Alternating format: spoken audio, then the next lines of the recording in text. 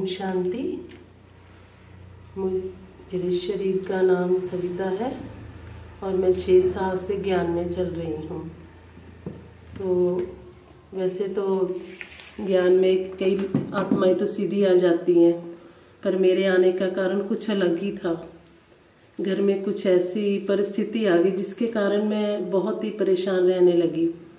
तो परेशानी में मैंने वैसे टीवी देखती थी, तो भगवान के जो भी कार्यक्रम आते थे उनको देखती थी। एक दिन अचानक मैंने पीस ऑफ माइंड चैनल लगाया, तो उसमें शीलू दीदी की क्लास चल रही थी।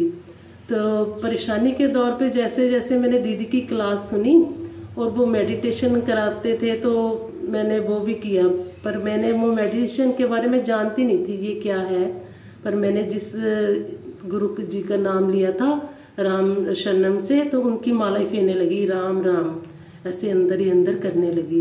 तो जैसे परिस्थिति के कारण आत्मा बहुत दुखी होती है और दिल से भगवान को पुकारती है ना, तो वो पुकार बहुत जल्दी भगवान तक पहुंचती है। ऐसे ही मैंने टीवी से ही मुझे बहुत ही मेडिटेशन उन्होंने कराया, पर मैंने उस राम को याद किया तो मुझे मेरे दिल को बहुत ही शांति का अनुभव हुआ। तो ऐसे मैं रोज ही ना माला फेरने लगी राम राम की, तो उधर से वो मेडिटेशन करते थे। तो मुझे पता लगा कि ये ब्रह्मा कुमारी है और यहाँ पर भी हमारे फगवाड़े में भी सेंटर्स है। तो मैंने फैसला किया कि मैं भी सेंटर में जाऊंगी और देखूंगी वहाँ क्या क्या क्या होता है।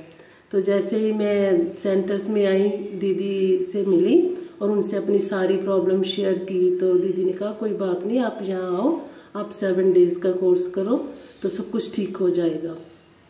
तो ऐसे ही मैंने कोर्स किया और धीरे धीरे इतना अच्छा मेडिटेशन बाबा ने सिखाया मुझे कि मुझे मेडिटेशन करने में बहुत रस आने लगा। और धीरे धीरे मेरी जो भी प्रॉब्लम्स थी घरेलू, वो सब सॉल्व होने लगी। और आज 6 साल हो गए मुझे ज्ञान में चलते हुए, और बाबा ने इतने अच्छे अच्छे अनुभव कराए हैं कि बता नहीं सकती। और जो मेन अनुभव है वो मैं आपसे शेयर कर रही हूँ। हाँ जी, तो मैं 2015 में ज्ञान में आई और 2017 में मेरा मधुबन में जाना हुआ बाबा से मिलन मनाने की है। तो इतना अच्छा अनुभव था और इतना नशा था कि मैं पहली बार भगवान से खुद सन्मुख मिलूंगी, बहुत ही दिल में अरमान थे, बहुत ज़्यादा खुशी थी। तो इसी खुशी में ना टिकट तो बुक कराई दीदी ने, और पता नहीं, मुझको ये नहीं पता था कि ट्रेन जलंधर से चलनी है या फगवाड़े से। तो मैं आश्रम आई अपना सामान लेकर, दीदी ने बोला आप जाओ स्टेशन पर जाकर बैठो, हम अभी आते हैं। तो मैं सीधा इधर फगवाड़ा स्टेशन में चली गई और सभी, मुझे पता ही नहीं था कि ट्रेन तो जानी है जलंधर से। और मैं 3 बजे तक फगवाड़ा स्टेशन पर बैठी रही वहाँ अपनी बेटी के साथ, बेटी भी मेरे साथ थी। तो लास्ट मोमेंट में मैंने देखा, मेरी बेटी ने बोला मम्मी अभी तक तो कोई आया ही नहीं है, तो सारे कहाँ गए? तो मैंने कहा नहीं अभी आ जाएंगे।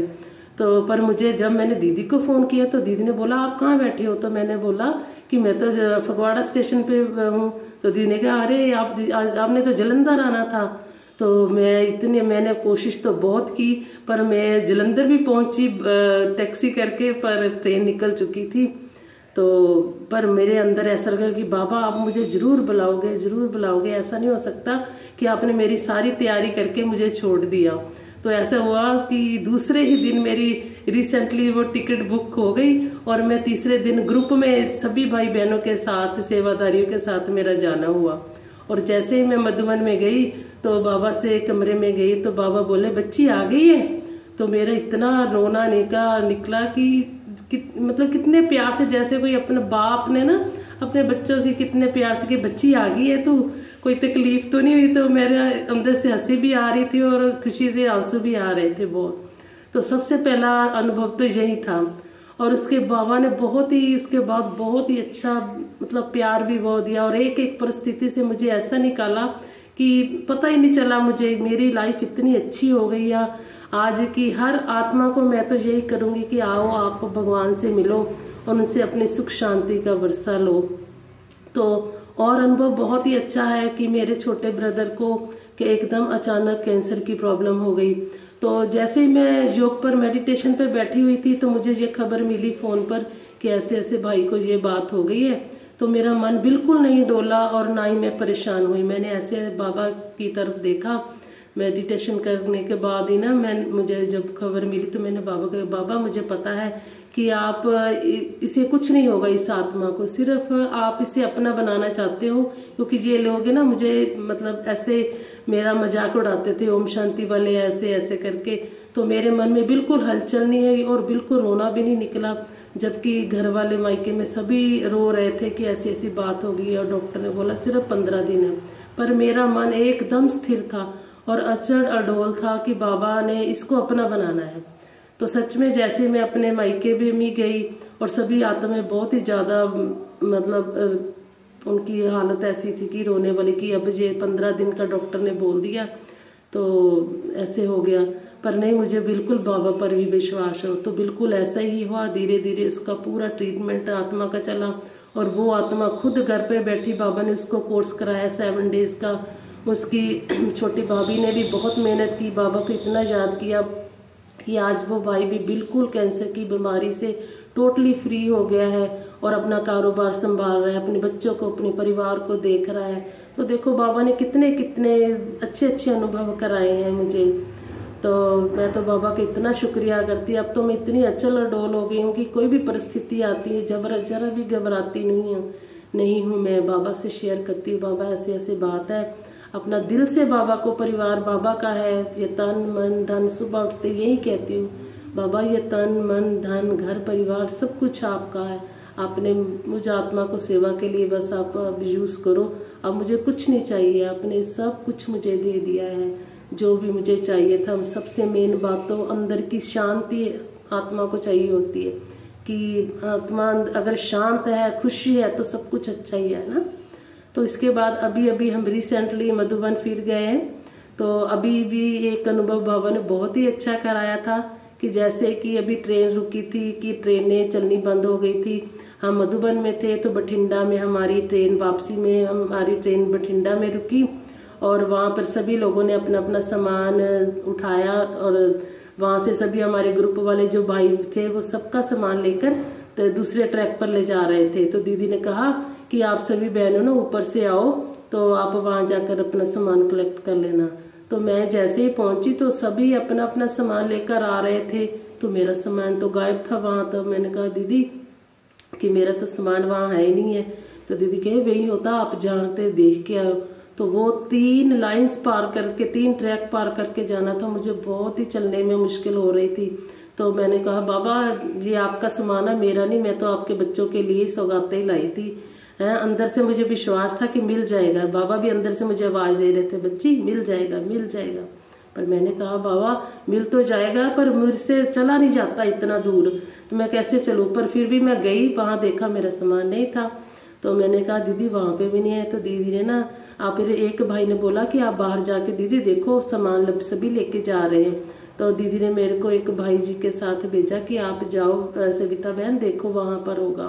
तो जैसे ही मैं स्टेशन पार करके बाहर रोड पे आई तो हमारे अमृतसर वालों का ग्रुप खड़ा हुआ था, वहां सबके सामान पड़े थे और मेरा भी सामान वहीं पड़ा था बिल्कुल सामने। तो ऐसे ऐसे देखो बाबा हम बच्चों की कितनी मदद करते हैं, है ना। पर निश्चय चाहिए, है ना, बाप पर पूरा निश्चय चाहिए कि परमात्मा हम सब बच्चों की मदद करते हैं, हमें निश्चय बुद्धि बनना है। पर आजकल जो आत्माएं अभी कहते हैं हम चलो ज्ञान में आ गए हैं, पर मेन बात है हमें बाप की याद, है ना। सबसे पहले अगर हमने कोई अपनी जो प्रॉब्लम हमारी देखना है कि हम भगवान से हम कहते हैं कि हमें मेहनत ना करनी पड़े और हमें मिल जाए सब कुछ, पर ऐसा नहीं। अगर आप बाबा को बिल्कुल जैसे बाबा की श्रीमत है उस संसार हम चलते हैं, चलो थोड़ी बहुत गलतियां तो होती है, अक्सर इतने 63 जन्मों के हमारे संस्कार है ना। तो सबसे मेन बात है बाबा के साथ योग, उसके साथ प्रेम, है ना। तो अगर हम इस बात पर पूरा रहेंगे तो बाबा तो इतना है ना कि अपने छोटे से छोटा संकल्प हम बच्चों को अब कहने की जरूरत ही नहीं पड़ती बाबा ये करो वो करो, नहीं कुछ नहीं करना पड़ता। बस बाबा तो अपने आप ही अपने बच्चों के हर बात का ख्याल रखते हैं। और अभी तो मैं तो इतनी, अब तो मैं कहती हूँ बाबा बस मुझे तो आप सेवा में लो, जो भाई बहन मुझे मिलता है मैं उसको यही कहती हूँ कि आप बाबा पर विश्वास रखो और मेहनत करो, बाबा को याद करो। तो देखो आपको बाबा को कहने की जरूरत नहीं पड़ेगी कि बाबा ये करो वो करो। तो पहले मैं भी ऐसे करती थी, जब जब ज्ञान में आई थी, पूरा निश्चय नहीं था तो मांगती रहती थी बाबा ऐसा है ये है, पर नहीं, अब तो बाबा ने जैसे जैसे मेहनत कराई है उस मेहनत का नतीजा आ जा कि मेरी लाइफ इतनी अच्छी है, इतनी सुख शांति से जीवन चल रहा है। जुगल भी बहुत ही ज़्यादा हेल्प करते हैं। बस उन्होंने कहा कि आप अपने बस परमात्मा की ओर लगे हैं ना, तो आप लगे रहो। तो वो भी बहुत ही मेरे सहयोगी हैं, परिवार भी, बच्चे भी हैं दोनों, वो भी बाबा को याद करते हैं। तो आप भी सब, कहने का बाबा कि बाबा अपने सब बच्चों का बहुत ही ख्याल रखते हैं। अगर हम थोड़ी सी मेहनत कर लें उनको याद करने की, उन पर निश्चय रखने की, अब तो देखो सब काम हुए ही पड़े हैं। तो ओम शांति और थैंक यू।